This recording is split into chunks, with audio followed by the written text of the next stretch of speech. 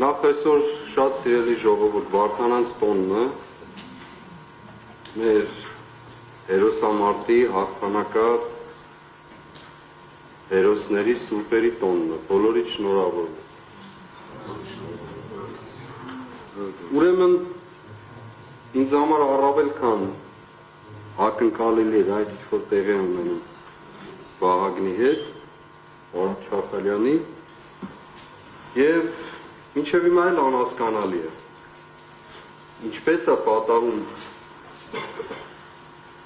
այսպես կոչված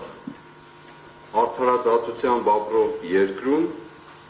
18 հոգու նույնական մեղադրանք ստորակետներով անդերձ այդ տարբեր որոշում։ Սա անհասկանալի է ինձ համար։ Եթե որևէ բանական մարդ կա, որ կարող է բացատրել և հասկացնել, ես պատրաստ եմ ներողություն խնդրելու։ Եթե պաշտպանները կարող են ինձ ցույց տալ գործերի, մեղադրանքների մեջ որևէ տարբերություն, անգամ կետադրական, խնդիր չկա, կընդունեմ։ Բայց չկա դա, հասկանալի է, թե ինչ է տեղի ունենում։ Այո, այսօր պատժվում է ոչ թե Վահագն Չախալյանը,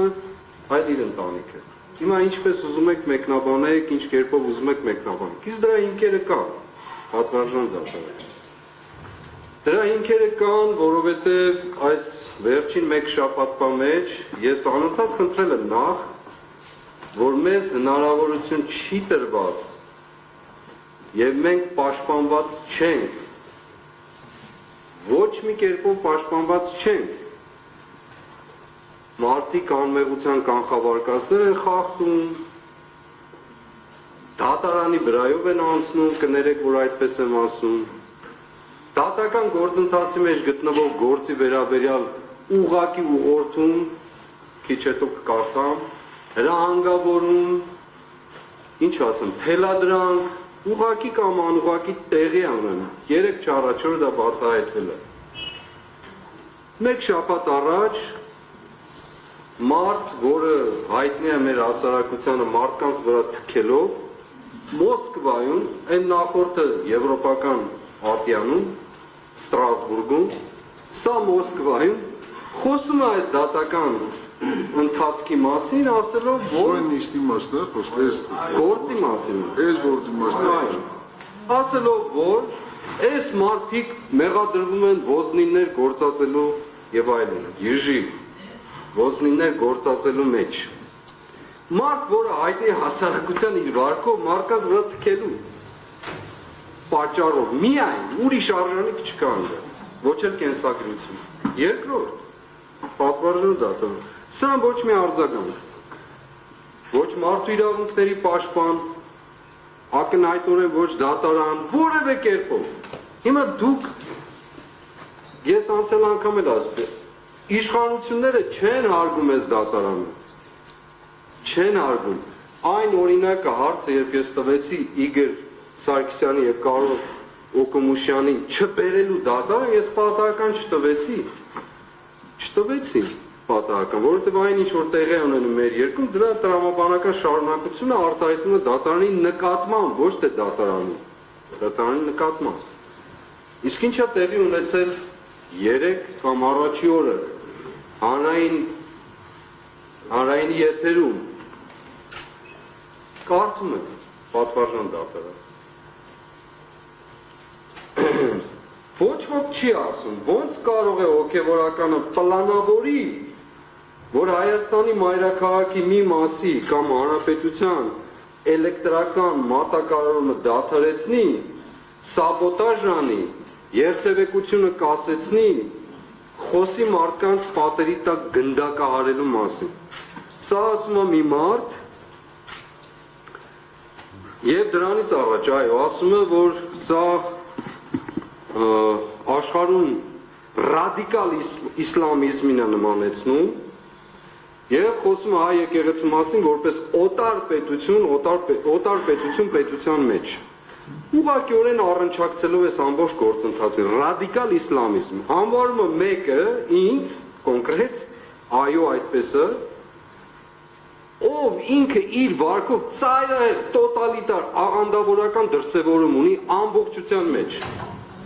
Մյուս բաները չասեմ։ Մեղադրում եմ մի անձ գործակալ լինելու մեջ, ում խմբակում անունով ազգանունով գործակալ կա, որը չի հերքվել։ Եթե պետք է անունն էլ ասեմ, չի հերքվել ուղղակի։ Մեզ մեղադրում են ասելով, որ ժողովուրդը մերժեց, ժողովուրդը չմերժեց, ժողովրդին դու ռմբահարեցիր, բանտարկեցիր, ամենավերջին աստիճան խաղաղ ցուցարարներին օտար զավթիչի պես։ Հիմա մեզ մեղադրում է մարդը, մի մարդ,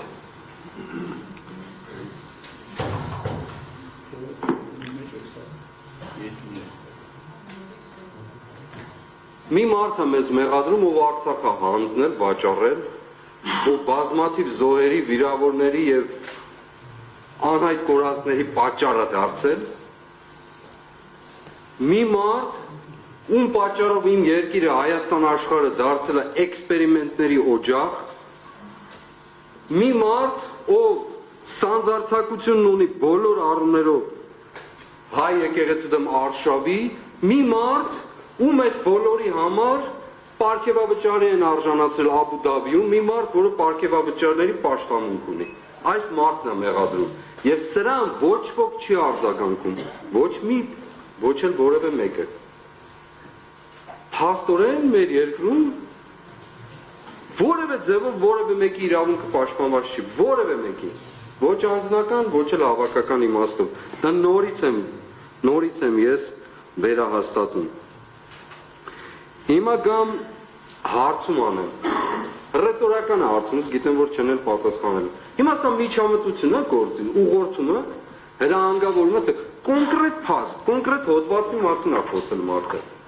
Կոնկրետ ռադիկալ իսլամիզմ ահաբեկչություն եւ մնացած հանգամանքներ, մարդկանց գնդակահարել։ Ես ամիսներ շարունակ ասում եմ, փաստեք, ինչի մասին է այդ մարդկանց գնդակահարելու մասին խոսակցությունը։ Բացարձակ լռություն, քար լռություն, հարգարժան մեղադրողներ իրենց հերթին ապացույցների բազայից չեն ուզում անգամ անդրադառնալ, որի մասին նաև շնորհակալ եմ մեր պաշտպանին հանցագործության մասին հաղորդումը ներկայացված, չգիտեմ կընդունեն վարույթ չեն ընդունի, դա էլ ուրիշ հարց։ Ամիսներ շարունակ ես պահանջում եմ, որ հրապարակային պատասխանեն գլխավոր դատախազ, քննչական կոմիտեի ղեկավար եւ այլն, բացարձակ քար լռություն եւ հանկարծ հոդված, ուղղակի հոդված։ Դուք ձևակերպեք ինչ է նշանակում այս բանաձևումը։ Հանրապետության էլեկտրական մատակարարան դադարեցում, սաբոտաժ, երթևեկության կասեցում, մարդկանց գնդակահարելու մասին, ռադիկալ իսլամիզմն էլ նվեր։ Հիմա ինչ ասած, հոդված չի։ Հայաստանի Հանրապետության թիվ 1 պաշտոնյան կամ երկրորդ գոնե ուղղորդողը ինքն է խոսում այս մասին։ Ով պիտի սրա ձեռը բռնի։ Պատվարժան դատարան։ Դուք մեզ ասում եք, այո, եւ իրավացի եք։ Շատ իրավացի եք, ասում եք, քաղաքական տեքստեր մի ասեք եւ այլն։ Եթե իրավական տեքստ չկա ասելու, ինչ տեքստ ասենք բա։ Ո՞վ մեզ ով է պաշտպանելու։ Պաշտպանները գալիս են որևէ կերպով իրավաբանությանը տարածություն չունի իրենց անելիքները։ Մարդիկ կամ սոցիալական աշխատողի կարգավիճակում են, կամ էլ թե չէ ուղղակի քաղաքական տեքստերով ուզած-չուզած հանդես եկող։ Խնդրեցինք, աղաչեցինք, պաղատեցինք, ճակերտավոր ասած, որ այդ ապացուցողական բազայի մեջ ներկայացրեք այս հարցերը։ Բացարձակ ոչինչ։ Դրա համար էլ պատվարժան դատարան։ Այն մեկը գնում է Ստրասբուրգում է խոսում, այն մյուսը գնում է Մոսկվայում է խոսում, ընդ որում հիբրիդային պատերազմի մեջ մեղադրող Մոսկվային խոսում, այն մյուսը հանրայինի եթերով ուղղակի հոդվածն է կարդում։ Հիմա դուք ուզում եք ինձ ասել, որ ուրիշ կերպ է լինելու։ Ես շատ մեծ տարակույս ունեմ եւ Վահագն Չախալյանի այս դեպքն էլ դրա վկայություններից մեկն է։ Իսկ ինչ մնում է քննչական կոմիտեի ղեկավարը։ Դուք չպատասխանեցիք իմ հարցերին, չես էլ պատասխանելու, այո, նա այլով եմ խոսում։ Դրա փոխարեն Թրաֆիկինգի ենթարկվող քննիչներին ուղարկում ես մարկանց տները, մտավորական մարկանց տները, գնալու զենք զինամթերք փնտրելու։ Եվ այո, հանցագործություն ես անում, դրա պատասխանը պիտի տաս դու։ Եվ դու եւ քո մնացած բոլոր թրաֆիկինգի մեջ գտնվողները։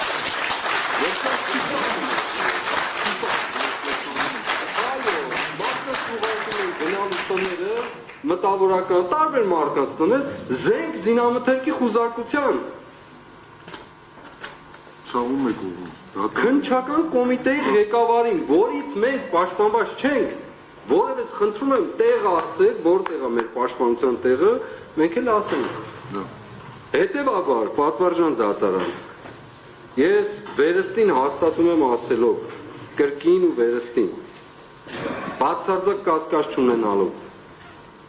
ցավոք սրտի, ես շատ եմ ուզում, որ այդպես չլինի, բայց այդպես է լինելու, հոդվածը արդեն տված է, ընթացքն էլ այդ ուղղությամբ գնում է, անկախ նրանից, թե ապացույցները ինչ ծավալ կներկայացնի, ես վստահ եմ, որ օրինակ,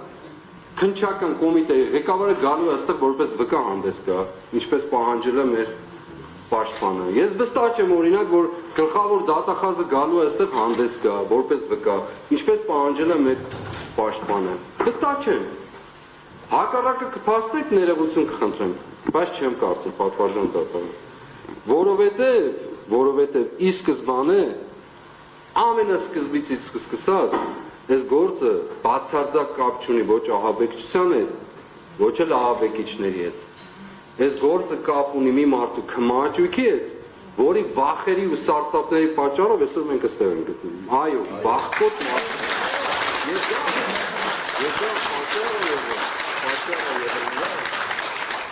որ մեր երկիրը այսօրվան հասնի, թե քաղաքական իմաստով զավթված իշխանությամբ, տապալած սահմանադրությամբ, բոլոր օրենքները խախտած, տասնյակներով ու հարյուրավորներով, թե կրթական, թե մնացած բոլոր ոլորտներով։ Պատվարժան դատարան, ես իմ հայտարարությունն արեցի, ասելիքն էլ ասեցի, մնացածը ձեր անելիքն։ Այս բանը